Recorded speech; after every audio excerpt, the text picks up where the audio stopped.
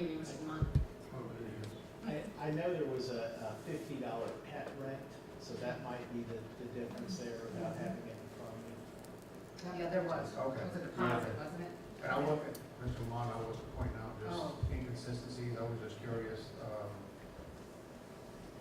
what that was, and, okay, I do see that now. Well, actually, Dr. Burns brings up a very, I mean, it was a pet deposit, right? It wasn't a monthly fee?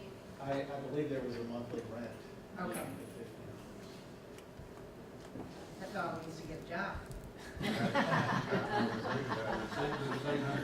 So that's exciting. Yeah, and let me say, you know, this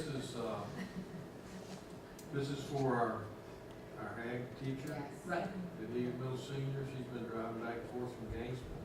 okay. And so, you know, we have that space sitting there available. The board purchased a few years ago, and we haven't moved forward programmatically with anything in that facility. That, you know, we talked about some things, but we haven't moved forward. And this would give us an opportunity to help her out and possibly retain her in, you know, in that position and not have to travel so much with her ag activities. So I think it's a win-win for, you know, for her and for the school district. I agree, I think it's a perfect opportunity to help keep the building up as well. Absolutely. But it is our first baby window running now. The first that I'm aware of that I've been involved Okay, in, fair yes. enough.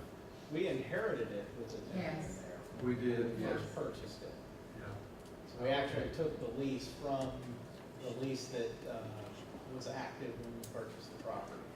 And we Okay. modified it. Okay, that's all I had, I'm sure, thank you. Any other questions or comments on the consent agenda this evening? So we have a motion and second to approve the consent agenda. All in favor? Aye. Opposed? The motion carries.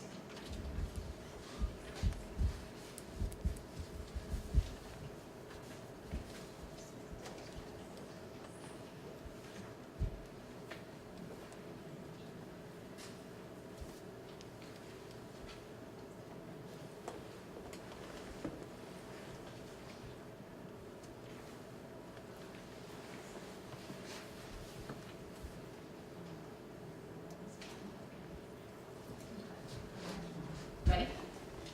So, Dr. Ruiz, we have one action item this evening.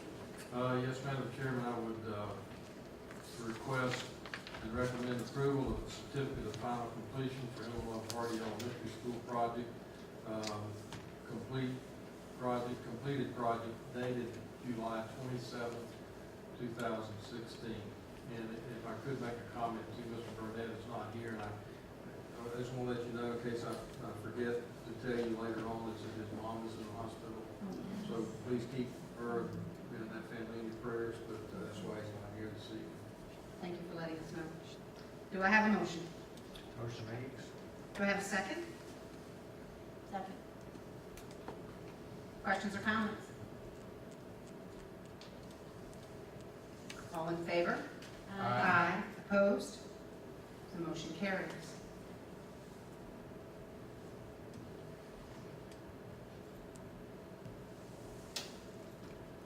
You're an old pro over there, Robin. Doing okay?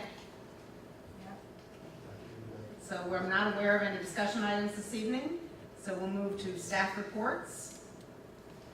We have a staff report from the Office of Intervention and Prevention that was provided to us, a written report. Are there any questions for Mr. Powell?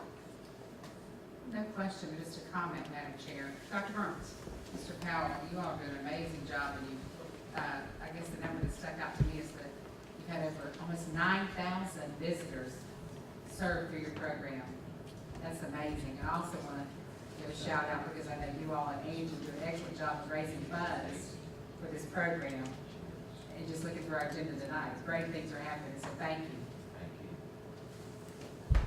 Any other questions or comments, Mr. Just to Giannis? follow up, 84 students CPR and first aid certified, that's really impressive. Is that offered through the school?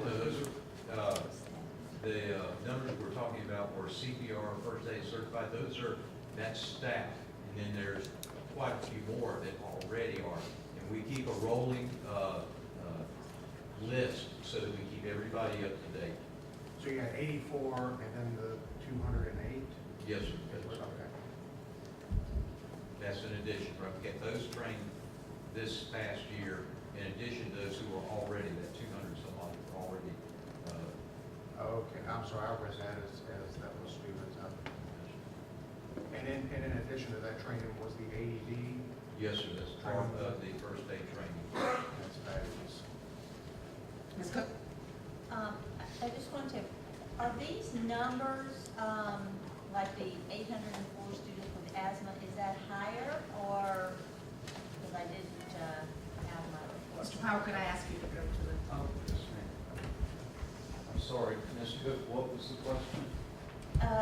Just 804 students with asthma, is that in the normal range or is that higher than in the past? Actually, yeah, the numbers shift a little bit each year, but, no, that's staying out. It's where we do see things that go up and down, or some of the exceptions, like cystic fibrosis, that number goes up and down a little more significantly.